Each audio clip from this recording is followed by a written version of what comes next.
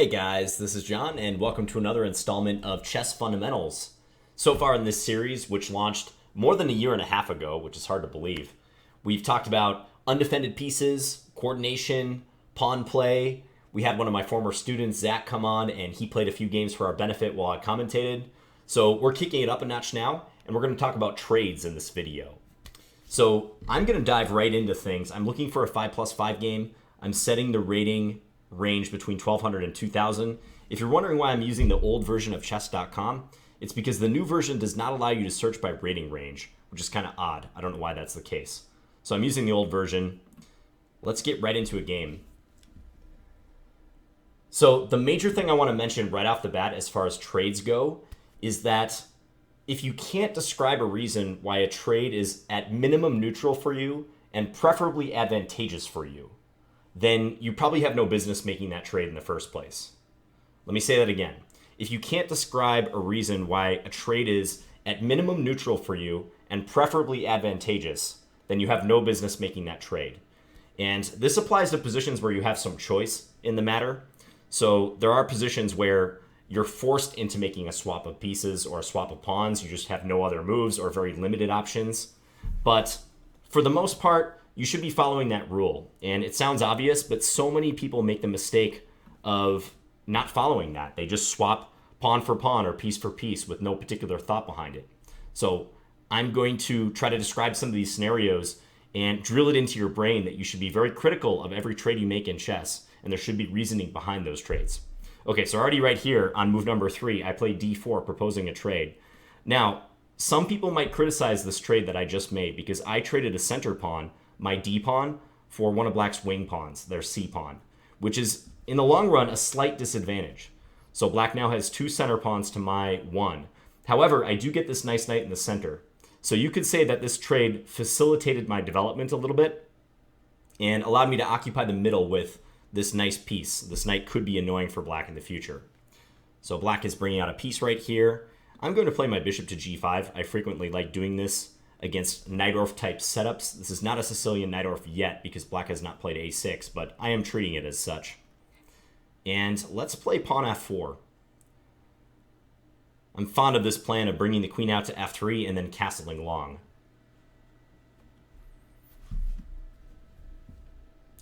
So in the course of discussing trades, we're not going to forget about the other stuff that I mentioned.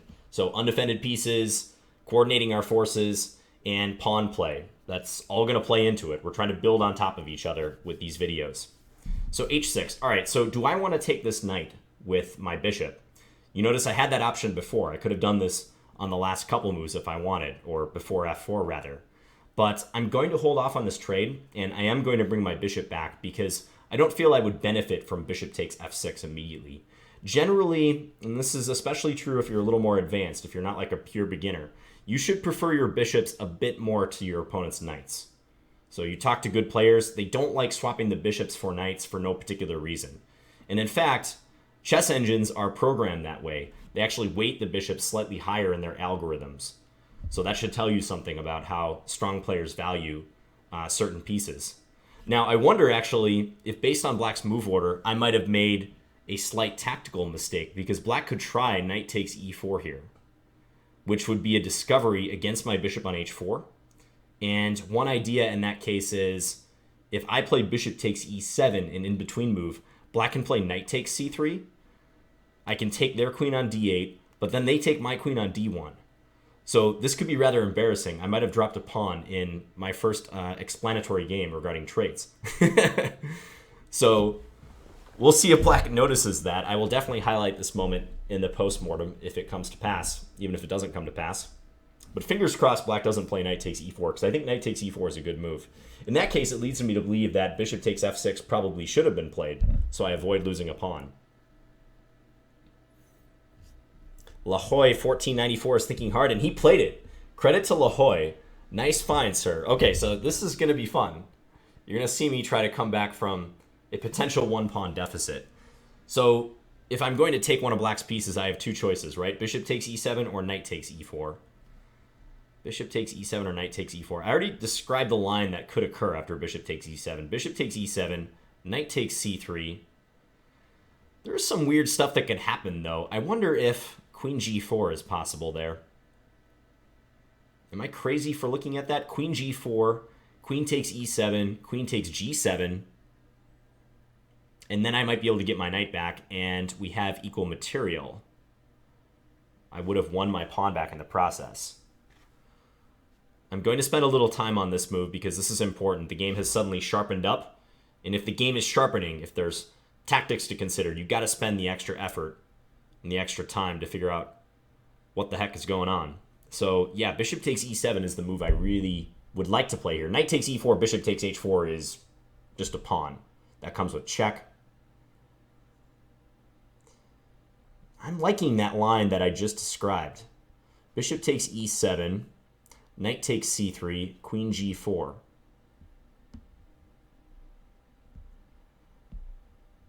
I guess they could play king takes e7, but at least I have some compensation, maybe, in the form of black's king being in the center. Let's give that a shot. La Hoy from Canada already putting me to a stiff test here. The other line I just wanted to make sure is if queen g4, if queen a5 is a problem. But I don't think so. I don't think queen a5 is a big issue. So let's go ahead and pull the trigger on this guy. e5, nah, e5's nothing to be concerned about.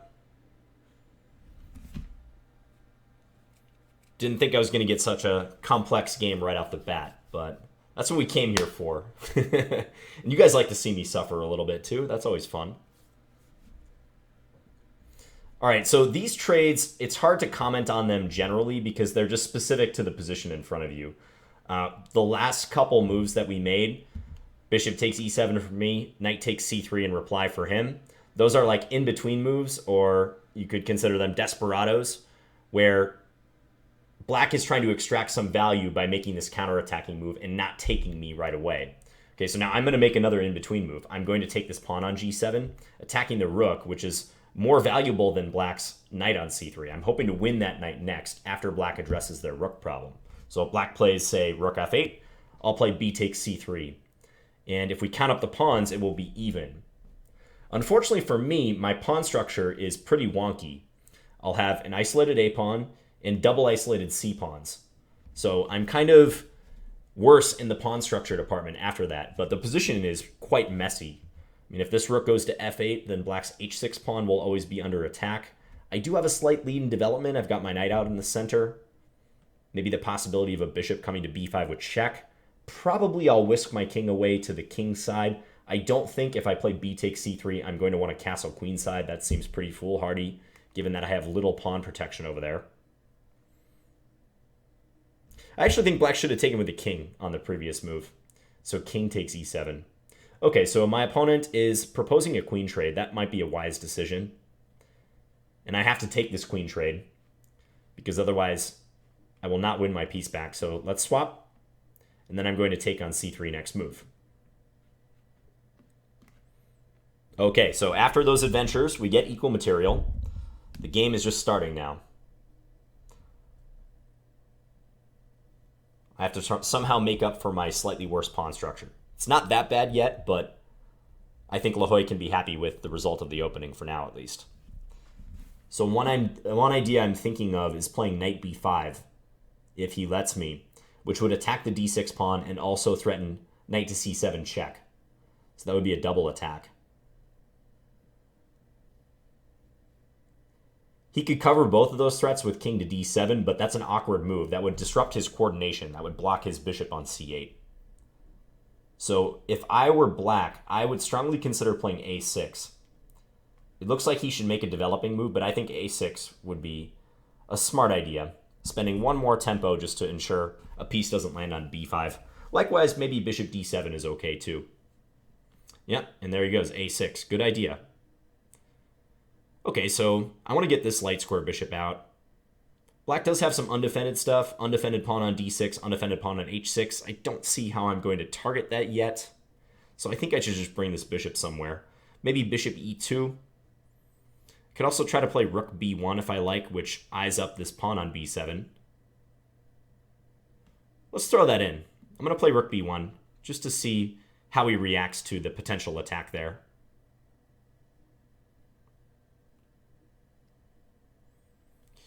If black decides to push b5, that may give me a hook to latch onto. Maybe I could propose a trade with pawn to c4, which would be doubly good if there were a black bishop on b7. I'd have a pin going down the b file.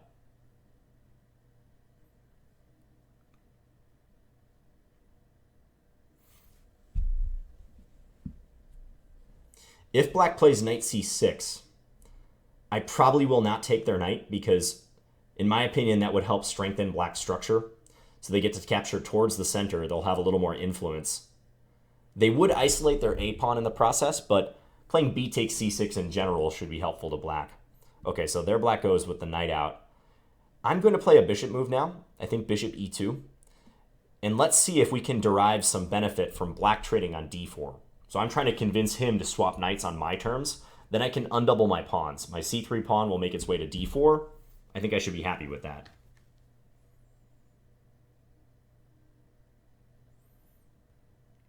He is using a lot of time. He's under a minute now. We do have that 5-second increment, but that has to be concerning for black. Black can't play bishop d7 because they would lose the pawn on c6. Maybe they could play bishop d7, rook takes b7, knight takes d4, c takes d4, bishop c6, hitting the rook and the pawn on g2. But somehow I don't think that's wise for black with me getting a bunch of activity, like rook coming to b6 after that. He's got to move faster, though. He's kind of freezing up here. Under 20 seconds now. Okay, so black does take. I'm happy to see that move. I feel like I have gained a bit by making this swap. Undouble those pawns. That's the sort of thing you can do when you start proposing trades on your own terms. If I was just interested in swapping, I would have blindly chopped on c6 and got nothing out of it. Okay, king d7. So the king might be coming over to this square to try to support the b7 pawn. I could see that being a plan. Black still has this undefended pawn. I'd love to swing up maybe a rook over to h3 and attack it, although that takes a couple moves. I'm not sure about that. Bishop f3 looks normal. Bishop f3, black might play d5, thereby trying to block my bishop. f5 is intriguing. But you know what I'm going to do? I'm going to castle. Even though we are in an endgame, I feel like castling improves my coordination. Maybe now I can bring this rook up to f3 and look for either rook h3 or rook c3 check. Yeah, let's try that. So rook f3. My rook is patrolling the third rank. Can go to a number of different squares from here. I just don't think black's going to make it on the clock, unfortunately. Yeah, he almost flagged right there. Okay, so do we check or play rook h3? Probably we can throw in rook h3 if we'd like. A plan that I sort of like here, it's sort of cavemanish, but rook h3, rook h8, and then bring the other rook up to b3. Yeah, let's do this. So attack that weak pawn. And I'm going to send this other guy up to b3, maybe in the hopes of doubling on the h-file. That's my big idea. So let's bring him up here. Black can play e5, but I have a check over here. So attack the king, and next I can go take this pawn. His idea was that my bishop, or his bishop, was attacking my rook on h3, but once we throw in that check, we get out of the way, and I can take the pawn on e5 next. All right, so kind of a sloppy affair, a 21-move game that ended in a time win. Not ideal, but there were some aspects of trading to highlight in this one, and as well as some other stuff, undependent pieces, coordination, pawn play, all the things that we're trying to bring together. So let's have a quick look at that. So I played the Sicilian, and the first trade was proposed on move 3 when I played d4. This is a book move. This is theory. But some will argue that because of this trade, white has taken on a long-term defect. And I think that's actually a pretty solid line of argument. Most Sicilian players as white and black will agree with that. Black's 2 center pawns to white's single center pawn does represent a potential long-term advantage for black. White is hoping to make up for that with their influence in the center and their active piece play. So we've already got this knight on the menacing d4 square, where it has a lot of options going towards the queen side or the king side. So when black does not play the normal move here, which is knight f6 attacking the pawn, and instead plays a move like e6, I should actually probably take the opportunity, or I should think about taking the opportunity of playing something like c4. c4 and then developing my knight to c3 behind it. That might be a better coordination array than with my knight on c3 with the pawn on c2, as normally happens, and as I played in this case, knight c3 immediately here. There is a certain sense of harmony you get when you see the pawn up on c4 and the knight behind it, with the pawn helping to control space in the center too. The knight and the pawn complement each other nicely, enhance control over these, as opposed to the pawn on c2, which is just blocked by the knight. So I was kind of explaining the position and just completely glossed over this decision. But yes, I should have thought about playing c4 there. And then after knight f6, bishop g5, pitting the knight and developing, bishop e7. So I'm not taking on f6 right away. That would be a pretty bad decision this early on. That would be a sign of a weak player, I think, if your first instinct was just to chop on f6. And there's nothing wrong with that if that was what you first thought about, because a lot of people's instincts are to trade pieces. Because oftentimes, piece trades are the easiest moves to rationalize. You're like, my bishop is worth 3, his knight's worth 3. Well, this move can't be that bad, right? And the fact that it can't be that bad is what gets you to actually play the move. But those little concessions that you're making, they can quickly add up, especially against a good player. They can take those and just run with them. So unless I see a solid reason to do the trade, I'm not going to do it. So I played f4 instead. But in view of what happened, this is probably a mistake. I mean, I'm already kind of out of book here because of the way black is playing this opening. And maybe I should play something like, I don't know, I could think about even moves like queen d2 right away if I want to prepare castling queenside. That might be a better option. That gives me one more defender of this square. I might have to drop my bishop back to e3 if black ever attacks it with h6. But I think in view of what happened, I probably committed an error right there. f4, h6.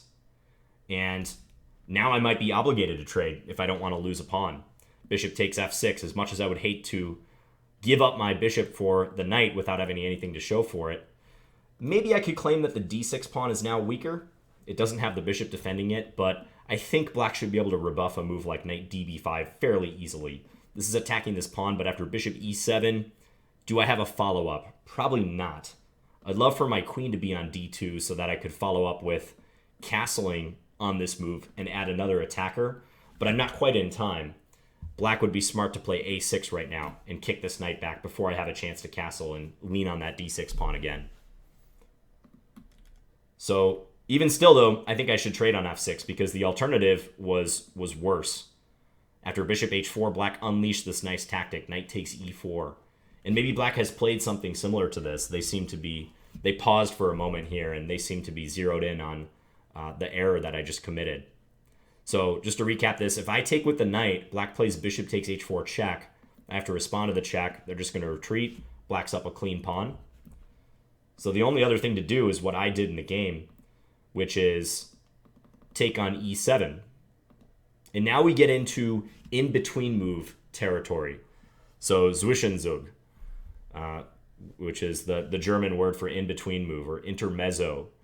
So I'm playing a move that is going to require black to also play an in-between move to stay afloat. Because if black made like the normal move, which would be to take my bishop, then I'm taking their knight and I've just won a piece for a pawn. So whenever these in-between moves start to appear on the board, like redouble your efforts. Try to figure out what's really going on, because this is where tactical errors like often happen. It's very easy to lose sight of what's going on if you're responding with like asymmetrical captures or moves that are unexpected. Most of the time, if you take something, your opponent's going to take back. Like, it's very basic. You take me, I take you, etc. But in this case, it's like you take me and then I take some other piece on a different part of the board that you weren't expecting. So that's what happened when black played in this one, knight takes c3 on move 9. So bishop takes e7, knight takes c3. And to avoid being a pawn down, as would happen after just b takes c3 and queen takes e7, I tried this interesting move, queen to g4. So figuring that black is going to have to address my bishop, and maybe I can snag this g7 pawn before taking the knight, which is in fact what happened. But if black had taken with the king, even though that messes up their castling right, I think that's okay for them, because now I can't afford to take on g7 because this rook is defended by black's queen. So black could just move this knight away to safety. And again, even though black's king is messed up, I don't think I have anything to show for my sacrifice material. So king takes e7 was probably an improvement there for black. Instead, black took with the queen. I take on g7. Black needs to address this threat on the rook. So black played queen f8. Rook f8 was another move, but I think queen f8 is a good idea. Trade. Black took with the rook. Take here. And I think black should be fine in this resulting position. I, as white, am happy that I avoided losing a pawn, but I've had to undertake some structural damage. My pawns on the queen side are very weak, so I'm not happy about that. And La Hoy played some good moves. a6, stopping me from using the b5 square. It's just they played too slowly after this. Now, this is basically what I'm hoping to talk about in this video. When black plays knight c6, don't just go to take that knight right away or move your knight away. Try to identify what you stand to gain by black making the trade on your terms. So instead of you just thinking about knight takes c6 or avoiding the trade entirely, moving the knight somewhere, think about what would happen if black actually followed through and took your knight. As far as I can tell, that only benefits me because I get to undouble these pawns. So that's why I played a useful move here, a developing move, bishop e2. I'm letting black come to me. Whereas if I do that, I think black is just getting a strengthened center. Yes, this pawn is a little weaker, but still, black's structure makes a stronger impression than mine. So after I played bishop to e2, black took on d4, and my wish was fulfilled. I was able to somewhat straighten out my pawns. And I think black is still completely fine here, but again, the time was a big factor. And notice how those undefended pieces cropped up? Like this was the basis for my mini plan right here. Swinging the rooks along the third rank. Rook h3, target the h6 pawn. Rook b3. Now one idea I have is rook up to h5 and rook over here. Try to attack this a couple times. Yeah, now black tried e5, opening up the bishop towards the rook, but that turns out to be a bit of a tactical mistake because of the check move. And here black flagged, but if they had got out of check, then I was planning just to take and end up winning a pawn. I should be able to keep that pawn too. Okay, so enough about this game. Eventful one. Let's look for another game. See if I can redeem myself in the opening. One thing I wanted to mention while we wait for a game here. So since the series came out, I've had a chance to read through a lot of the comments and just get a good sense of what people think of the Chess Fundamentals videos and just fundamental chess concepts in general, because people were making a lot of good suggestions for future topics. One thing that I hear people talk about a lot is a thought process. Everyone wants to know about, this game got aborted, let's try a new one. Everyone wants to know, like, what's the ideal thought process in chess? Like, what is this magical formula that will lead me to the best move in any position? And I want to tell you guys, like, that formula doesn't exist. And if you meet someone who tells you that it exists, you should not believe them, because as far as I know, there's nothing like that a human can comprehend that will help you over the board. Now, chess engines are programmed in a way that they have complex algorithms that help them come up with the best moves. But we as humans, even if we knew what those algorithms were, I guess chess computer programmers have access to that information, but I certainly don't as a layperson, they wouldn't even be helpful for us because it's such a complex thing. Just worry about improving your own game and improving your thought process by playing your own games. And also like taking advice from stuff you hear on videos and what you read in books. Don't worry about like the ideal formula because it doesn't exist. There are certain things that you can help you refine your own formula, but ultimately if you ask a good player like how they decide on a certain move, they're going to tell you like it's based on experience, man. Like that's what it comes down to. I'm not like doing like calculus in my head to find the best move here. I look at a board and I'm so attuned to looking for certain things. You know, many of the things we're talking about, coordination, undefended pieces, pawn play, king safety, when I can take the initiative, all of that sort of thing. It all just coalesces in my brain. And I guess if you want to get really precise, your unconscious will find the best move for you.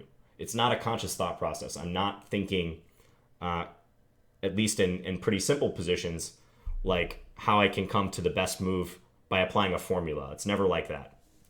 So semi-rant on that topic, but I wanted to get that out there.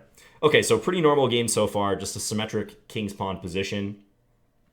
I could develop my light square bishop, but I'm kind of curious if black is going to pin me with bishop g5. I could also play h6 if I wanted to stop that idea. You know what? Let's just play a6. This move looks kind of like a time-wasting move, and I have warned you guys about playing early rook pawn moves in the opening. But my idea is that if white plays knight a4, I want a space to drop my bishop back to on a7. Okay, so now that I've convinced white to play bishop g5, I'm going to play h6 and see if they swap. White could have kept the pin. They could have played bishop h4, in which case I might have played pawn g5. I'll talk about that after the game. But okay, so white has made this trade of a bishop for the knight. I am not unhappy with that trade. Now I have to go back to c7 to defend this pawn. Because unless white has something to show for having given up the bishop pair, I don't know that that was a good swap for them on f6. If I were white, I would think about ways in the short term here that he could play for an initiative, because otherwise he might not have a chance. Okay, now I could think about bishop to g4. I think I'm going to play that move. Unless, wait a second, John. If bishop g4, am I going to run into knight takes e5? Similar tactic to what I ran into next on the last game? That might actually work. Bishop takes e2, knight takes c6, bishop takes here. Yeah, I don't like the look of that. I'm just going to castle. We're going to play a safe move for now. White's c4 move does weaken the d4 square. This is a square I'm eyeing. I'd love to plant a knight here if I could. If I could get a permanent knight on that outpost, I would be loving life. Okay, a3, what does white want to do? They're trying to push b4, for sure. So do I try to address that threat? Do I let it happen? I'd still love to do this and then take the knight, but I don't think it's panning out in the short term. So bishop g4, knight takes e5 is still working out in white's favor, I believe.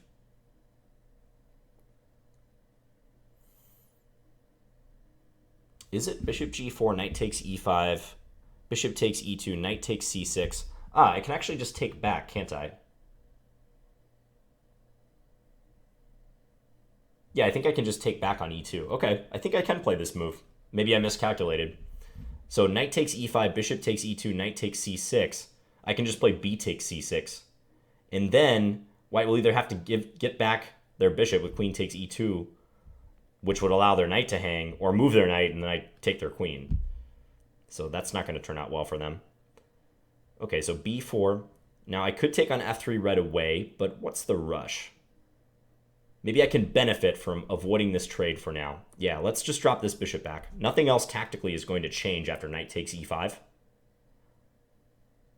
It still runs into bishop takes e2, knight takes c6, b takes c6. So let's play it cool for a moment. But I would like to play, at some point, bishop captures knight in order to conquer the d4 square. That's what I am having to show for making this trade of the light square bishop for the knight. Otherwise, I wouldn't play bishop takes f3. There's not a good enough reason. Okay, so let's plan out our strategy here. I think I'm going to play a takes b5, c takes b5, bishop takes f3, bishop takes f3, and knight d4. I think I like the look of that plan.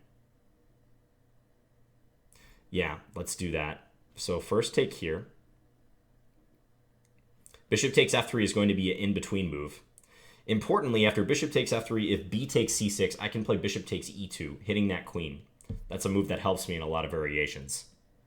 Like, disrupts white's plan of just chopping everything on the queen side.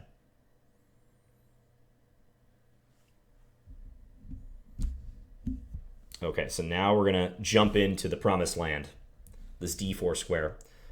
My knight is a lot more powerful on d4 than white's is on d5, even though they are complementary squares in the center, because I have the option of chasing his knight by playing c6 at any given moment, whereas white does not have that same luxury. Remember when they played that pawn up to c4, I was talking about how it weakened the d4 square? This is a good example. Why? So, again, as far as trading goes, do I want to play knight takes f3, give up my glorious knight, for this bishop that is just basically blocked by white's own pawns? Absolutely not, unless I had a good way to capitalize on that. Maybe you could argue for knight takes f3, queen takes f3, bishop d4, hitting the rook, followed by c6. Like, that's a move that's on my radar. I don't think I have to jump on that yet, though. I'm actually thinking of just playing bishop c5. Let's just improve our bishop a little bit, get my rook on a8, working towards that pawn on a4. And c6 could be on the agenda. Let's let white suffer with this bishop, which, as far as I can tell, is virtually unemployed in this position. Yeah, bishop g4. He's trying to improve his prospects with that piece. Makes sense. Now I might go for this c6 move. I could also do some stuff like maybe try to double up on the a file, but I think I need to start with c6. Yeah, let's begin with that move. Kick out that knight. Got to watch my time a little bit. My opponent is killing me on the clock right now. Okay, so one thing white could do, and this might actually be the best plan for them, is to try to trade knight for knight. So yeah, they might be getting into position to set up a knight swap, like knight to c2, knight c3 to e2 would have been another plan. So pretty good idea for white.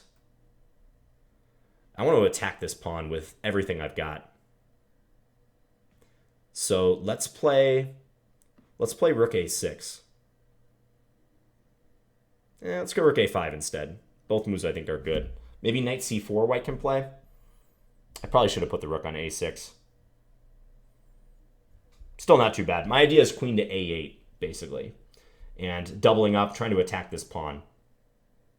So white gained a tempo by hitting my rook, but I think in the long run they would still like to trade off my knight on d4. That seems to be white's best plan. Okay, so I think that's a clear sign that white is trying for f4. They're going to look to get this move in. Maybe I should send the queen over to g5 for this reason. Change of plans? Maybe.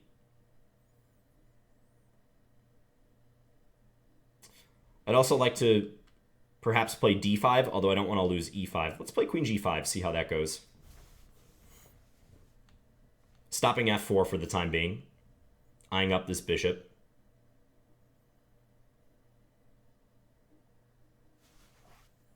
Good game so far by Raul Milano.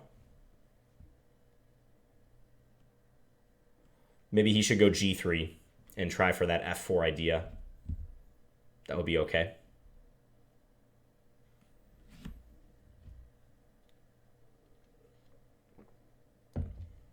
Well, so far I feel like I'm talking about a lot of instructive things, but my positions are maybe not reflecting some of the things that I'm trying to impress upon you guys.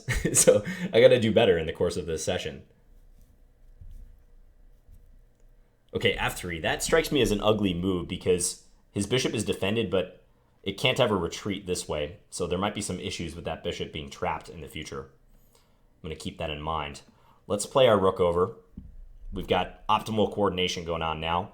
All pieces performing some function. Good knight in the center. Bishop defending d6, also defending the knight. Doubled rooks attacking this. Queen out, causing some trouble on the opposite wing. So from a coordination standpoint, I'm liking this. Their queen is kind of glued to the d1 square because that is helping to support the a-pawn. Hard to come up with an idea for white. I think they needed to stake their claim to g3 followed by f4. That would have been the most intimidating line of play, I think, at least from my perspective here as black. What will I do next if given the choice? I might play for d5. I'm still considering this idea. Okay, so this move does not contain a threat because this pawn is defended twice.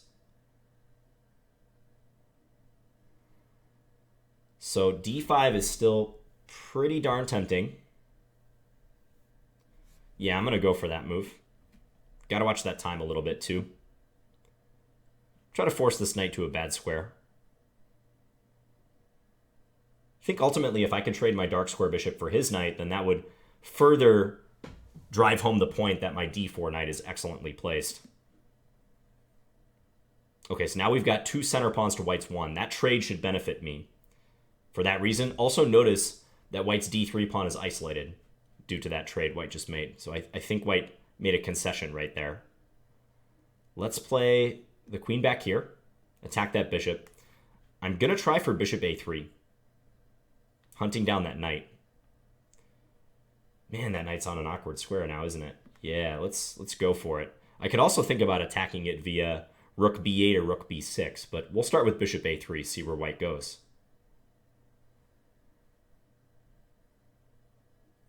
Kind of running out of squares for that piece, aren't they?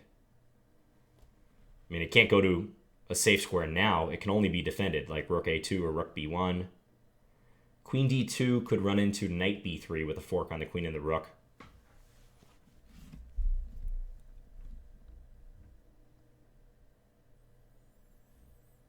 What to do for white?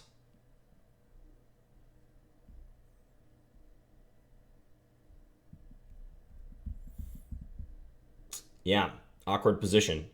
So right now I'm just trying to use my time to figure out what I'm going to do against rook b1 and rook a2, because I think those are white's best chances. I'm thinking of just a... Whoa, that just drops the knight. But I was thinking of switching gears and not really worrying about the a pawn, but instead going after the knight entirely. Okay, so can I snatch on a4? I think so. It's a little bit greedy, but nah, there's not much to worry about. Famous last words in chess. Of course, you should never relax until the game is actually over with. I've seen even the most overwhelming games reversed in a matter of a move or two.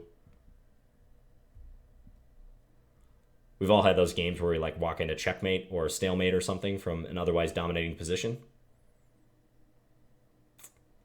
I'm going to take this guy. Again, I don't see why not. This bishop's protected. He can maybe try for f4, looking to put pressure on e5. I'll just push past with e4 if white does that.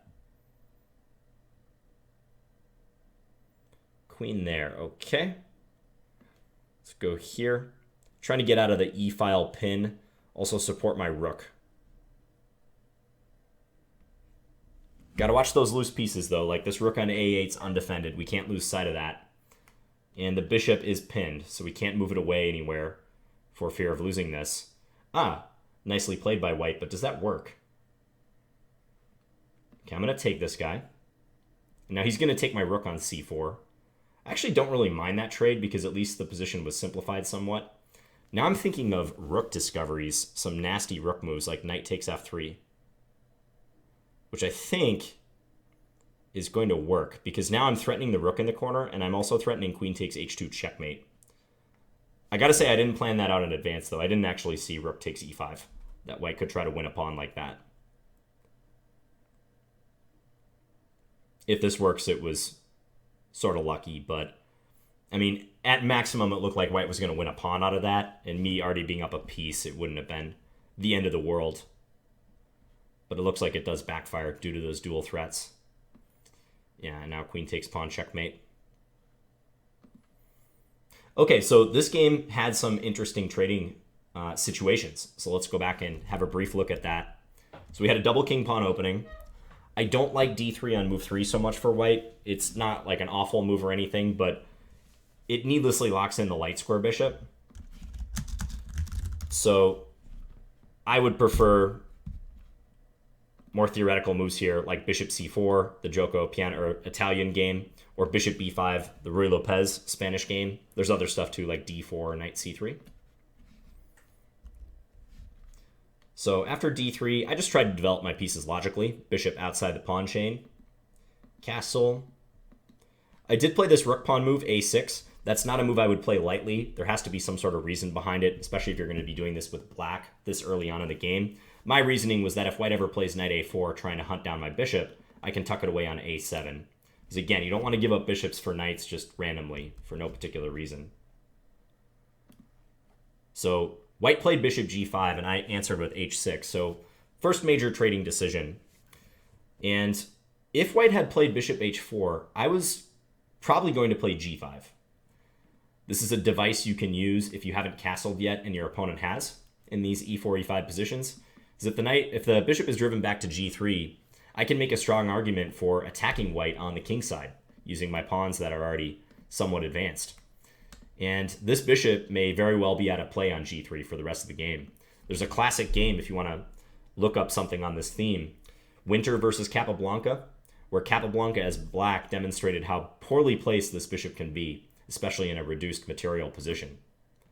So I'm not actually sure white should play bishop g5 on move number 9, or move number 7 rather.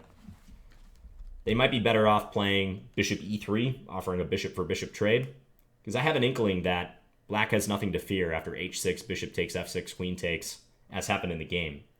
I have the bishop pair now. This knight is temporarily active on d5, but unless it creates some further threats, I don't see it being a long-term problem for me. Sometimes if white does launch the knight into d5, they'll try to follow up with a move like c3 and then d4. So maybe white should do that here, but c3, I think I can just castle d4, maybe bishop back to a7. I should be fine. So I think that trade was a slight net gain for black. Now c4 I don't like, because that means that white can no longer use a pawn to attack or defend the d4 square. So they can never contest a piece that I put on d4 with one of their pawns. They have to deal with it using one of their pieces, like a knight for knight trade or something. So I castled. I could have played bishop g4 as well in that position. White played a3, and now bishop g4. So originally I thought this idea was not working due to maybe that tactic from the previous game had me gun shy, right? Because I was worried about knight takes e5. But I think I can play bishop takes e2. And if knight takes c6, again, in between move, I can just take back on c6. And white has 2 pieces under attack. They need to address the queen situation. Take. I've won a piece. So once I saw that that was the case, I had to go ahead in my brain to play bishop to g4. So bishop g4, white played b4. I'm just dropping the bishop back. b5, so white continues expanding on the queen side. They do have more pawns over there, and they've been pushing. So now I traded, got rid of the knight, specifically so that I can get my knight up to d4. That's the rationale behind this trade. We're not just doing it willy-nilly. It's connected to a plan. So sinking the knight into d4 is the objective, and I got to remove one of the defenders. I don't want to do it right now. Knight d4 would be a big blunder after knight takes d4. Then my bishop on g4 would be attacked by white's bishop. So we remove that first. And I can point to having conquered that d4 square as my compensation for having given up the bishop. So a4, put the bishop on c5. And now c6. So I am offering a pawn trade with that move, but I'm trying to use it to kick out the knight from d5. That's the whole point of this move. So take, knight back to e3. I was running a little short on time at this point, but I think white maybe should have focused on trying to swap knights. So maybe knight to c2 right here, looking for a knight-knight trade. I would have a pretty strong bishop even in this case. Like, imagine if something like this occurred. I love my bishop on d4. I feel like it's a lot more effective than white's bishop over here. But could I break down white's position? That's still up in the air, because as long as white defends a4 and doesn't lose that pawn outright, I still have quite a bit of ground I need to cover before I can win this guy. Maybe I would continue with queen a6 and look to triple on the file. Attack this weakness and this weakness.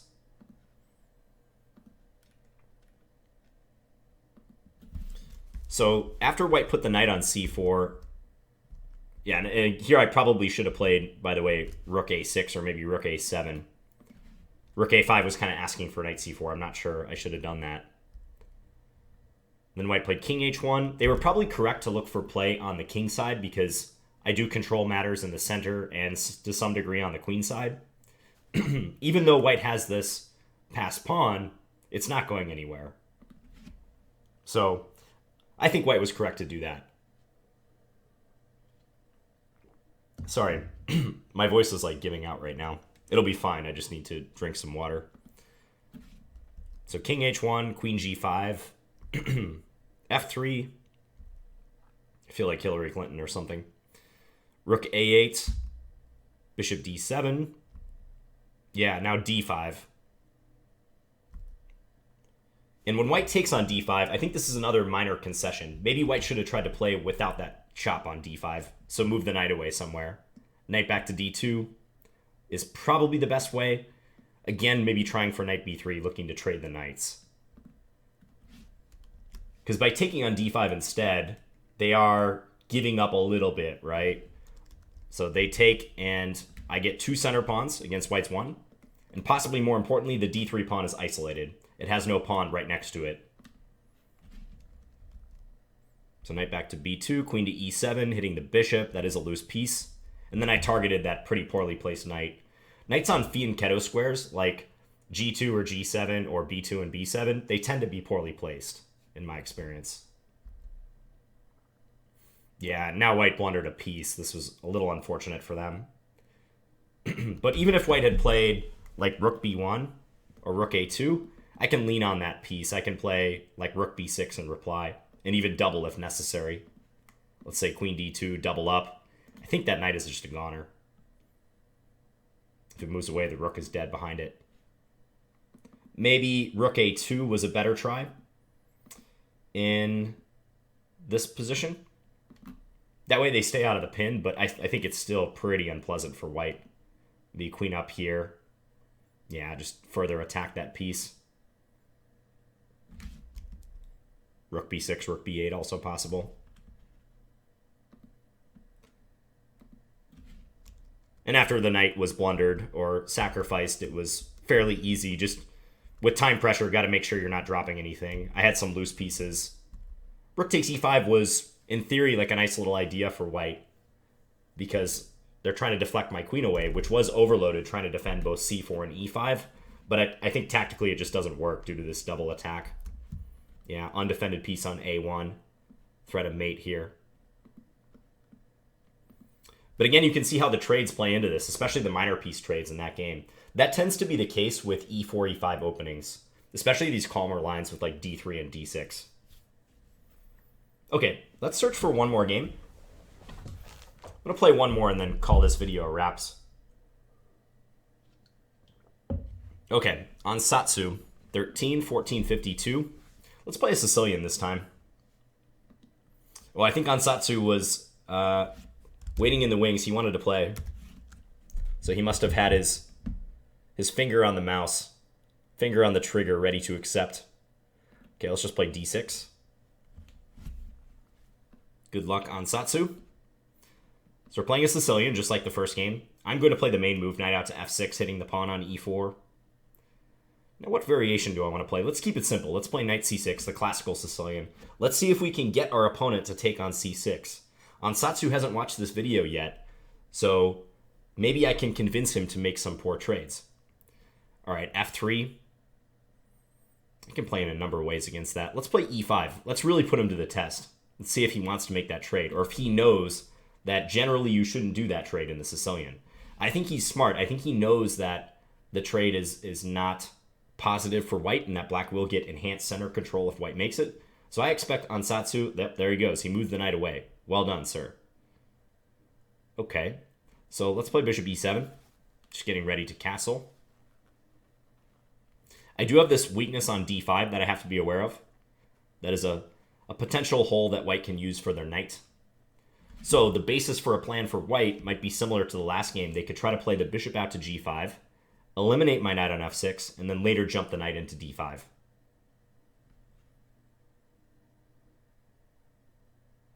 Okay, he's just going to play the bishop to e3, though, instead. Let's put our bishop on e6, then. Nice square for this piece. Maybe I can go d5 in the near future. Strategically, I would like to play d5 and offer a trade. That would get rid of white's best pawn in the center, the e4 pawn, and I would get rid of my backward pawn. Like right now, the d6 pawn is my major weakness. So if I can advance d5 and swap off for that, I think I'll be pretty happy. The timing of that trade is important, though. I don't know if I want to play it so soon. So if white plays something like queen d2, it'll be interesting to see. Okay, so white jumps into d5. Yeah, intriguing. Yes, okay. Yeah. So I can't take with my knight, definitely, because knight takes, pawn takes, that's a fork on the bishop and the knight. Can't do that. I could take with the bishop, but after pawn takes, I do have to lose some time. So I think I'm just going to castle instead. Let's see once again if I can get one of my opponents to come to me with a trade. Knight takes f6 or knight takes e7. I don't think Ansatsu should play one of those moves. I think they should leave this knight on d5. I've already shown with castling that maybe I'm not so keen to trade myself on d5. So maybe he should try to take that piece of information and run with it. Yeah, queen d2. If my knight were not on c6, I think I would love to play knight takes d5, but as it stands now, I can't do that. Okay, so now I'm thinking about playing a5, but I do have to watch stuff like bishop into b6. That could be nasty.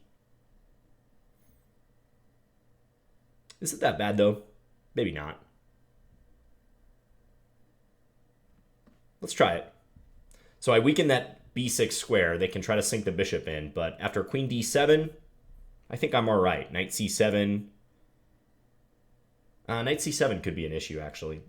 Rook c8. I might lose the pawn on a5.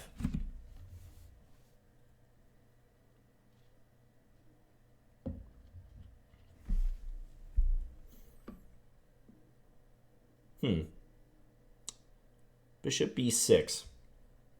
Probably the most principled move for white in view of what my last move did, like take the pawn away from defending that square. We'll see if he plays it, though. So one of my ideas with a5 is to advance a4 and harass this knight. But also, I have in mind bishop takes d5, e takes d5, knight b4, using the a pawn as a protector, so I can threaten that pawn on d5. I get an outpost for my knight on this square. But bishop b6, that might put my idea to the test.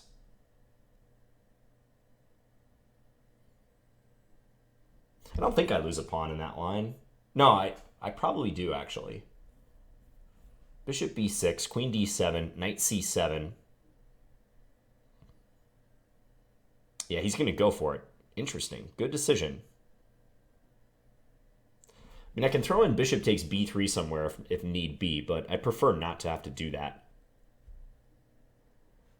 Any other move than queen d7 makes sense? Probably not. You might even just leave the knight on d5 and just go for a5 anyways. So let's play this.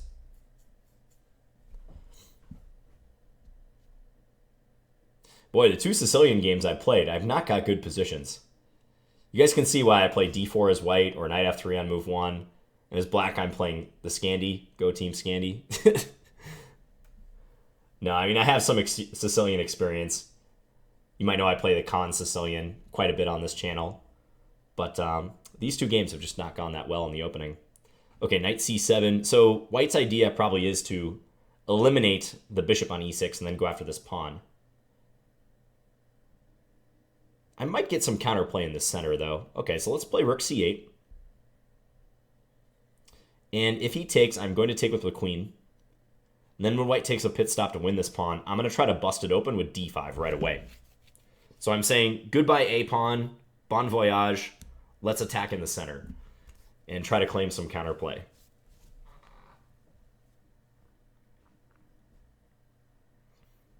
Time-wise, we're actually ahead. Ansatsu is playing a good game, but he is falling a little behind on the clock.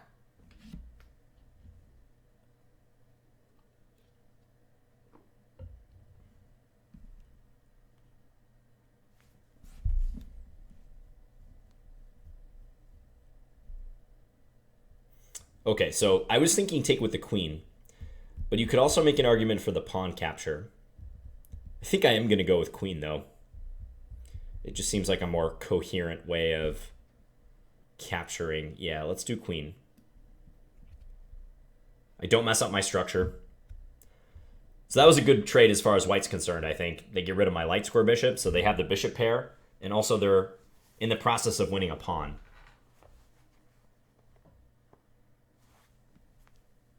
Let's see if they play knight takes a5, as I think they probably should.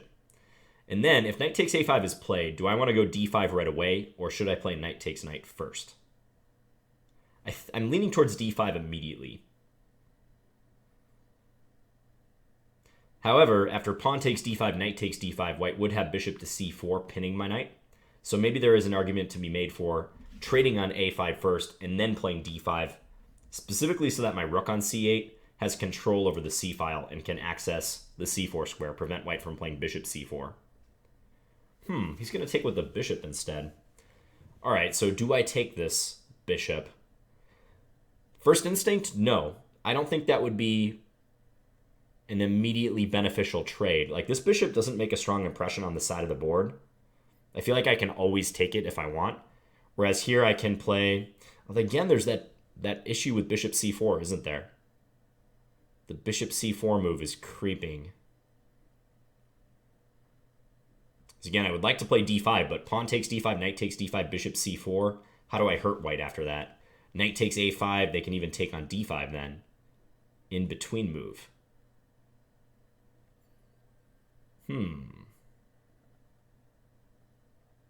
So knight takes. That hits this pawn as well. Maybe b6, knight b3, and then d5. That could be the way forward. Yeah, let's do that. So we're going to take, and then probably b6. Just don't like this knight supporting a future bishop c4.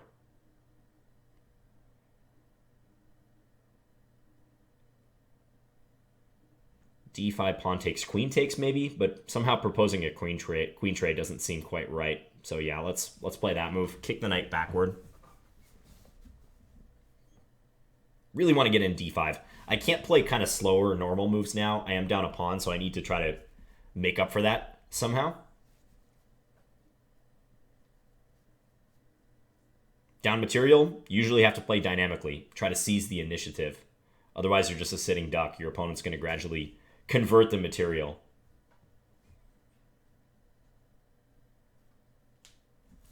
I'm getting saved by the clock once again. My opponents are just playing really cautiously.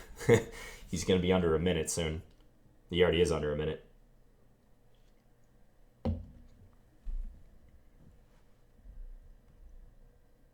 Knight b3. All right.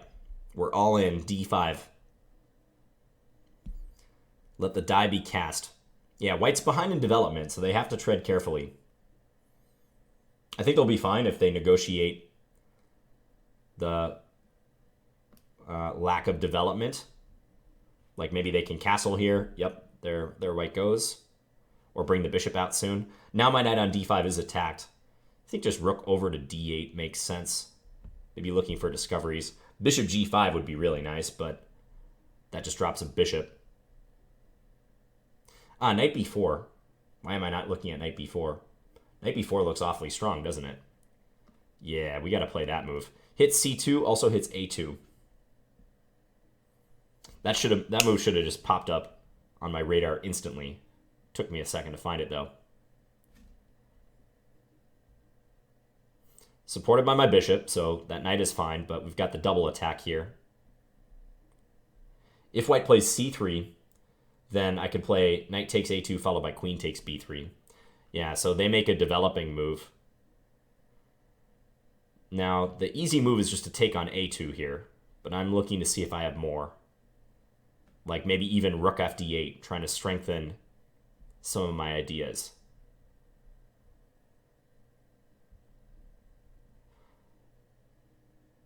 I'm not going to get greedy, though. We're just going to take and then pull this knight back to b4. Bishop b4, a little tempting, but probably not sound. So let's just bring this guy back. I got my pawn back. Happy about that. This knight is pretty bad on b3. Again, because if white ever pushes the c-pawn, the knight on b3 is undefended. Okay. f4. So if I take, maybe rook e1 is annoying. e4 is the move I'd like to play here, which I think is probably good. Yeah, let's go e4. Because that bishop was holding the c2 pawn. If the bishop moves away, rook takes c2 is crashing in. Okay, now we might be able to have some fun. So e takes d3, rook takes e6, take on c2, check. Queen takes c2 kind of kills my fun a little bit. Just a little bit. Oh, bummer. I'd really like to play that. Take d3, rook takes e6. Take c2, check. And I think white has to play queen takes c2. I don't see any other good moves. And then whichever way I take back, they are taking my bishop on e7. I still have a pretty nice position, but I feel like also this move is pretty solid, so I'm going to do that. Queen e2, getting out of the way. Okay. I think maybe on the last move I could have just won a piece, right? Knight takes d3 was winning a piece? Yeah, that knight on b3 would have fell. So missed opportunity right there for me. Let's play bishop f6. Because now if knight takes d3, there's rook takes d3, actually. That just drops a piece, right? Queen takes c4, supported by my rook.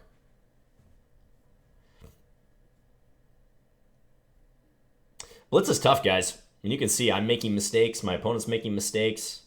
No one plays perfect blitz. No one plays perfect chess. So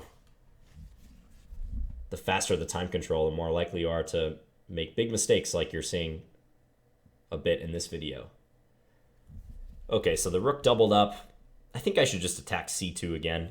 Let's do that.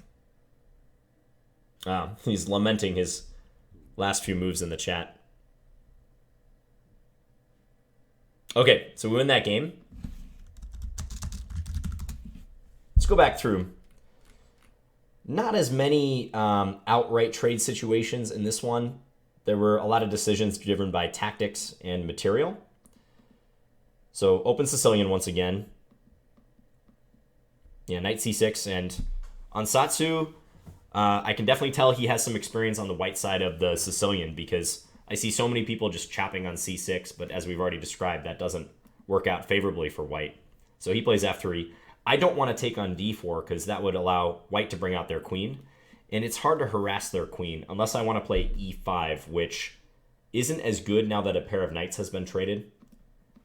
One reason for that is I think white will have an easier time conquering the d5 square if they undertake some plan like bishop here and try to take on this square. So I'd actually prefer to have that pair of knights on the board, and I don't want to assist white's development. So f3, I decided to play e5. I don't have as much experience with this particular pawn structure, but it looked like just a way to try to challenge him and see, again, if he was willing to take on c6 or not.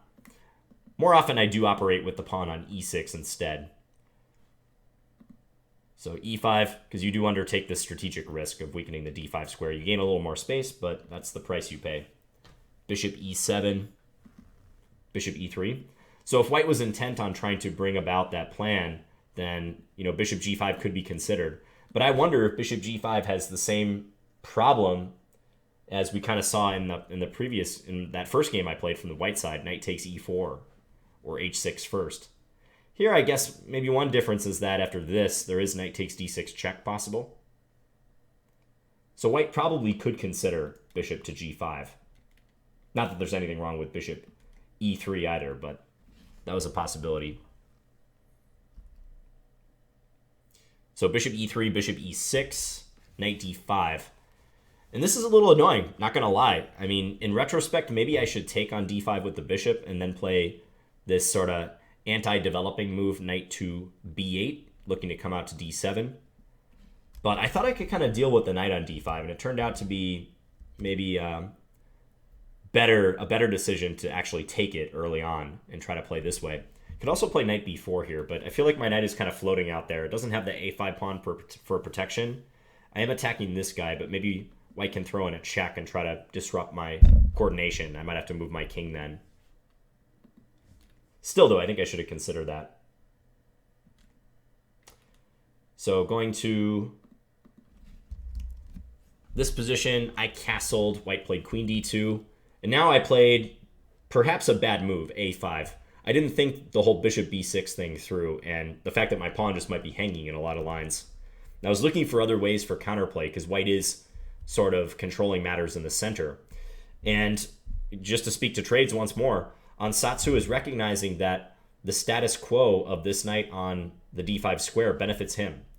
He doesn't want to make it easy for me by trading on f6 or e7. Even though, like, taking on e7, he would win the bishop pair. Look what that does to my coordination. I get my queen off the back rank, I connect my rooks, and I'm primed to play d5. Maybe I can stop that with c4, but I don't think I would have minded this scenario as much as the one that happened in the game where I was kind of cramped and ended up losing a pawn. So that's the sort of thing you want to be thinking about too. How are those trades working for you or against you? So a5, bishop into b6. I played queen d7. Yeah, knight c7. I moved my rook over. And now he took on e6. So white does end up winning this pawn, but in return I get some play for it.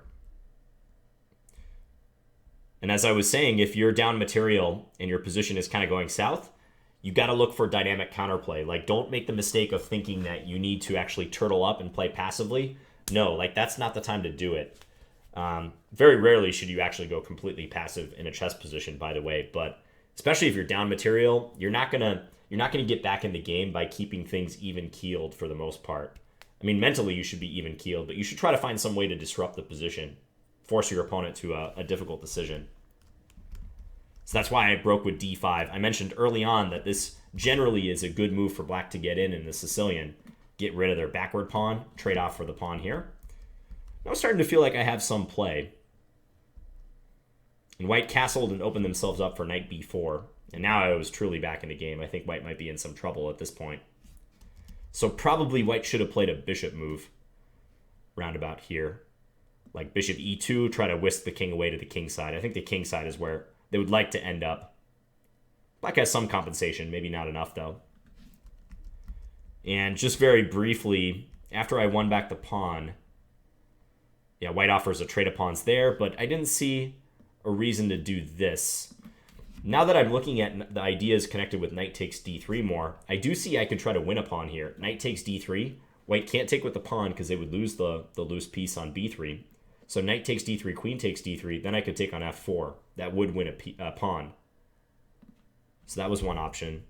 But I think the real moment after e4, which is probably decent, right here, I think I could have just played knight takes d3 right now.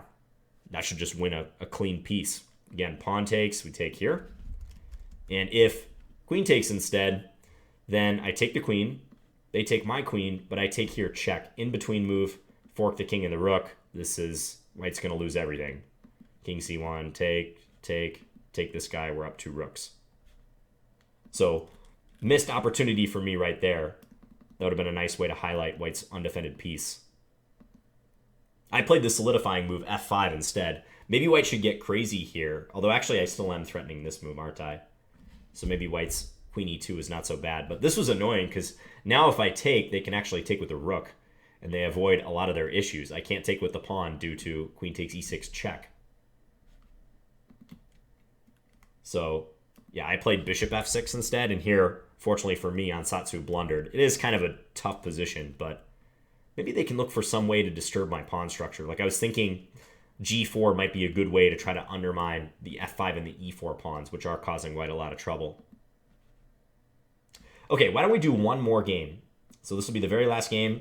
My voice is coming back a little bit. Let's play one more and see if we can get some good trade discussions going on once again. And also, this is an opportunity for me to actually play a good game. So hope for that too.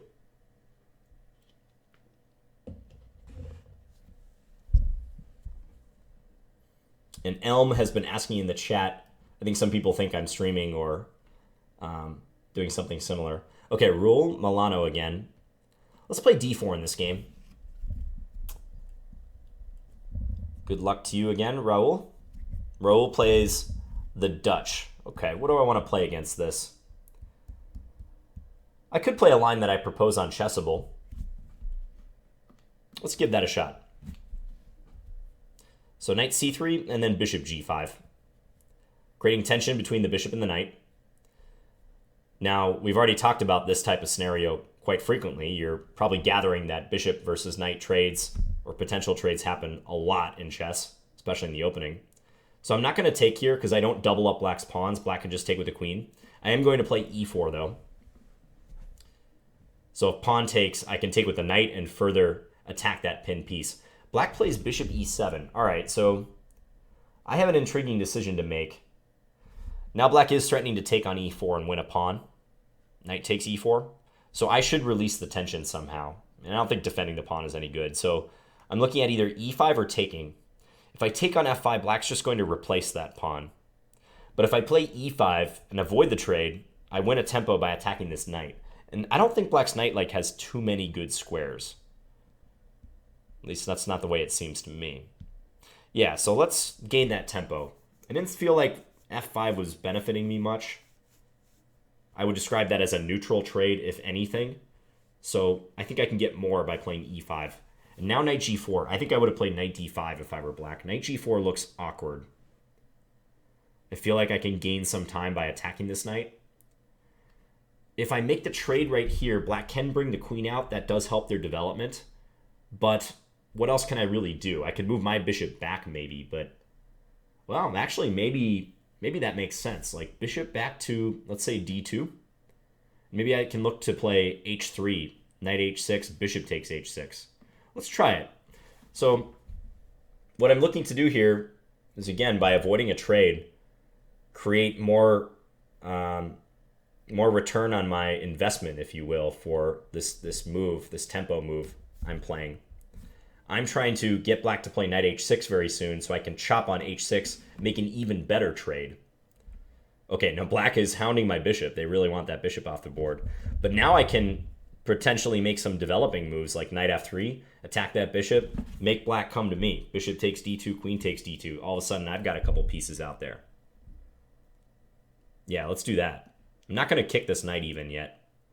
I'm just going to play a good developing move, attack the bishop again, and look at that. I got my queen out and my knight out because I avoided that trade. Didn't take on e7 right away. That's the power of thinking about how these trades work out for you. Okay, so black castles. I can castle queenside right now if I want and maybe storm him. I could also try to play in the center. I am going to go queenside. Let's make this a rumble.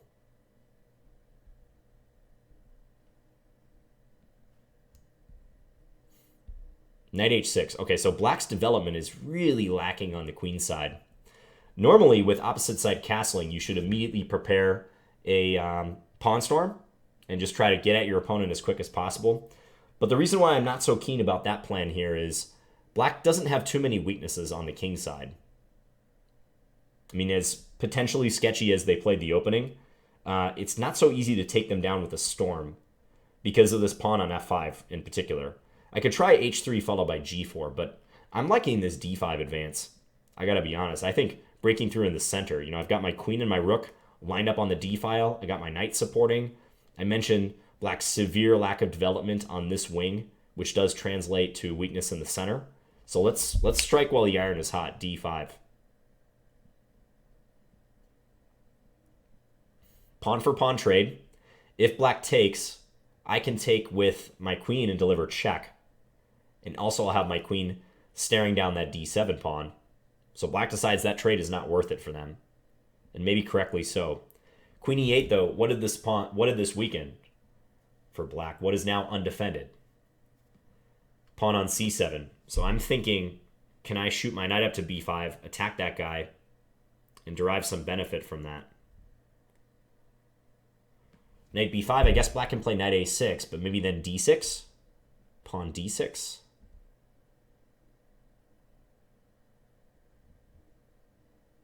Yeah, let's do it. So hit that c7 pawn. Knight a6, d6. If pawn takes d6, then knight takes d6. I have almost a permanent outpost on the d6 square. So black should probably play c6 there, in which case they're very, very cramped. Although the position's a little closed, I will admit. Maybe I should play queen c3 right now. Queen c3 and try to attack the pawn on c7 a bit more. Hit that weakness again. Yeah, let's see how he reacts to that. So attacking c7 again. If pawn takes d5, I'll probably just take c7. I don't think I'll bother with taking on d5 yet, because that would allow maybe c6, although then even I have knight d6. But let's take here, if we can. If black plays queen to d8, then I could take on e6 and they'd be pinned along the file. This move is probably a good idea. Black attacks f2. Makes me take a timeout to defend that pawn, which I think I should do. Let's play rook d2. I did see knight g4 when I played queen c3. I just didn't mention it. I'm not playing that bad tonight, although it has been subpar. Those Sicilian games.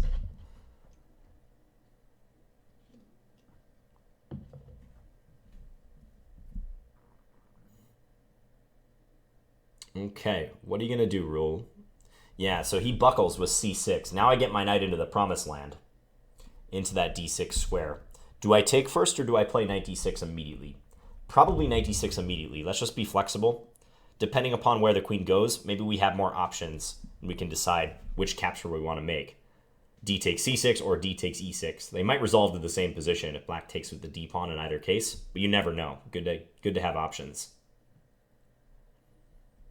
So queen e7. I think I'm going to take on c6 just to give black a chance to go wrong and blunder a piece. If d takes c6, b takes c6, I have knight takes c8, followed by bishop takes a6. I do see a way I can also win a pawn with this whole transaction, but first let's take and just give black a chance to mess up. Okay, black correctly takes that way. All right, so decision time for me. I can win a pawn here.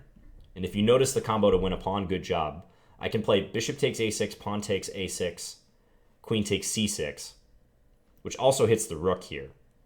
The only thing is, like, he's going to get some play because of that. He can maybe get his bishop out, and there are open files on the queen side.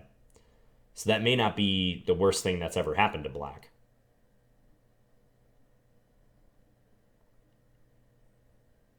I can also try to continue my stranglehold here. I'm just going to play a developing move.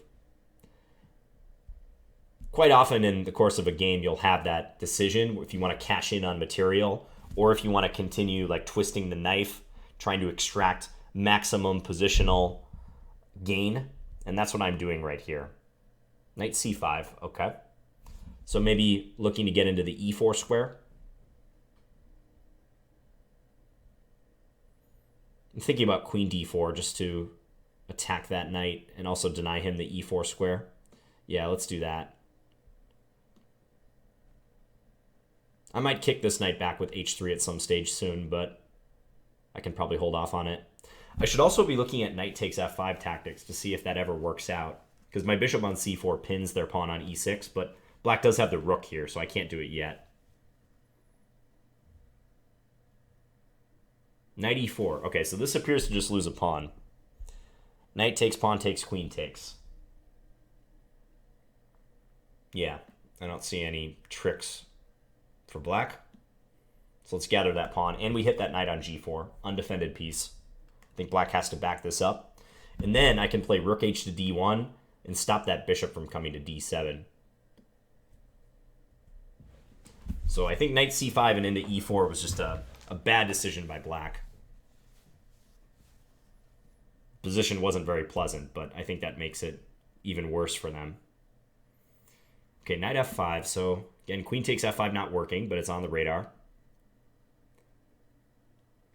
Sort of looking at playing a move like h4 here. This seems kind of random given that I've been playing in the center, but I'm just gaining a little space. I might be able to use g5 for my knight in the future. I'm also curious what black intends to do here, because black is pretty bound and tied. There's just not a lot for them to do. So I throw the move back at my opponent in a tough situation. Likewise, a helpful move could be king b1. If ever I wanted to tuck my king away, I could do that.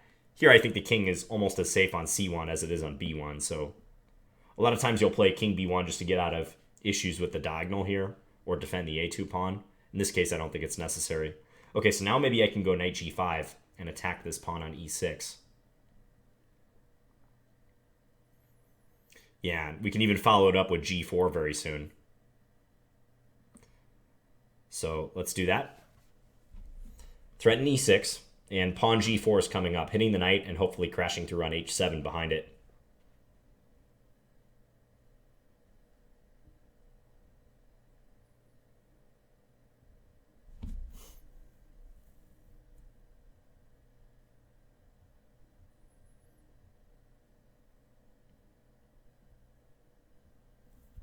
That discussion about trading on your own terms in this game, when I pulled the bishop back to d2, that's an important one. Like, if you find yourself thinking in those terms, like, that's already a sign that you've absorbed some of the stuff I'm talking about today in this video. Because most players, they don't ever think in those terms, or if they do, it's like very fleeting. Okay, so I have checkmate here. Queen takes h7. So we end on a good game.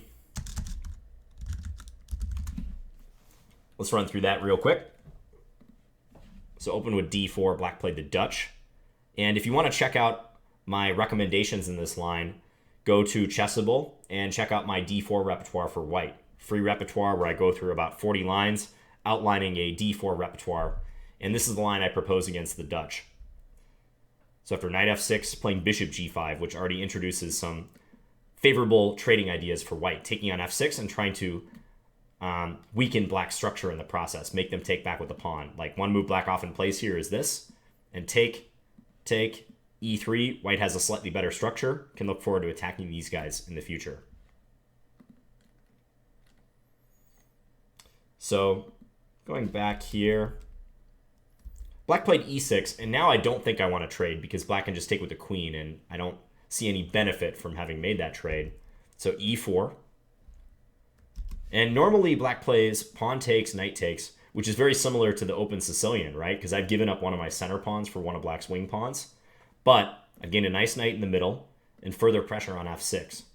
That would be what I'm benefiting from that trade. Again, you always got to have something in mind. If someone were to just come up to you, some other chess player, even some non-chess player, and say, hey, like, why did you trade that pawn for that pawn or that knight for that knight? You should have something in your head that you're able to tell them just immediately. If you're like, I don't know, well, it looked good at the time, that's not good enough. So e4, black played bishop e7. And now, by advancing to e5, I gain a tempo. Taking on f5, didn't see what I was benefiting from by making this capture. Maybe I can claim that this diagonal is open, but if I play bishop c4, maybe black can play d5 sometime soon. Not sure if they can do it now due to bishop takes f6. So maybe I could consider this line of play, bishop c4. e5 was a hard move to pass up, though, gaining the tempo on the knight. So e5, knight moves away. Maybe knight d5 was better, but knight g4. I'd be curious what the computer says about this move. If anyone wants to run this game through the engine, let me know and post it in the comments, because I would be genuinely curious. Because bishop takes e7 is going to kind of help black. He gets the queen out. He was able to trade under the circumstances he wants. Whereas bishop d2 keeps him tied down. And in a couple more moves, after black plays bishop g5, moving the same piece again in the opening, I play knight f3. I get a developing move in with tempo. He takes. My queen comes out. It's basically like I got these two moves in for free, these two developing moves, specifically because I avoided the trade. I backed down and played a strategic retreat, bishop d2. So black castled, I castled. I really think black has to start focusing on their queenside development. Knight h6, I don't like that move because it's an unprovoked retreat. I haven't attacked that knight yet. It was being kind of annoying in attacking f2. So I think black should wait for me to play h3 before they do that. And now I struck in the center, d5, offering a trade. If black takes, then queen takes is coming with check. Further initiative for white. Black has to lose time, can't develop their queenside. So black plays queen e8. And you know from video 1 about undefended pieces, we always want to be targeting those points in our opponent's camp. So I immediately shifted to attacking c7, a newly created weakness because the queen isn't guarding it. Knight b5 on that pawn. Knight a6, queen c3. Hit this pawn twice. If black plays queen d8 here, we have d takes e6. And black can't take back because they lose the queen. So after queen c3, knight g4, the knight came back to attack f2. I thought just defending this pawn was prudent, so I did that. And now c6, and I got to jump into this square with tempo on the queen. Take on c6. Here I was testing Raul Milano. If b takes c6, we have knight takes c8, followed by bishop takes a6, win a piece. So he correctly did this. And now bishop c4. So this is also kind of instructive because as I was explaining, there's often cases in the course of a game where you can win a little bit of material. Like here I could do this, but that would have the effect of actually freeing black's position. After, say, bishop d7, they finally get this bishop out, their rooks are connected. Maybe black is not like completely torn up about the fact that they lost a pawn on the queen side, because my king is sitting here. Now I'd have to go into consolidation mode, probably play kind of defensively for a while to make sure black doesn't whip up a quick attack. So I thought, why do that when I have such a grip on the position, and this bishop is so bad on c8, and there's just not really a lot of coordination going on in white's camp. So I just played bishop c4. I think black maybe should play knight c7 or maybe bishop d7. I would try to connect the rooks in some way very soon. With knight c7, maybe they could plant the knight on d5 and try to break my rook's communication with the knight on d6. Instead, knight c5 here, and here's where things fell apart for black, because knight e4 just dropped a pawn. And now they had to move the knight from g4. Doubled up the rooks. This is a prophylactic move, stopping bishop d7. I have 2 attackers on that square. I started playing a bit on the king side. Yeah, we're attacking this weakness on e6. And now combined with g4, black is just done for. Maybe they can survive a little bit if they play a move like h6 and counterattack my knight, but I'm already up a pawn. All my pieces are attacking. It's pretty much lights out. So black wandered into checkmate. Okay. Well, I know these videos are a little longer than normal, so thank you if you stuck through the whole thing. I hope it was helpful for you, seeing various trades in action and how I, as an international master, assess them. And if there's one takeaway, just remember that main criteria I said at the very beginning of the video, and I've been repeating throughout. If you can't describe why a trade is at minimum neutral for you and preferably advantageous for you, then you probably shouldn't make that trade in the first place. Just bear that in mind always. So let me know if you have any questions about anything in this video or anything related to trading. And I will talk to you guys again soon. Hopefully I can put up another installment of chess fundamentals in the near future. You never know. All right, guys. Thanks a lot. Talk to you later. Bye.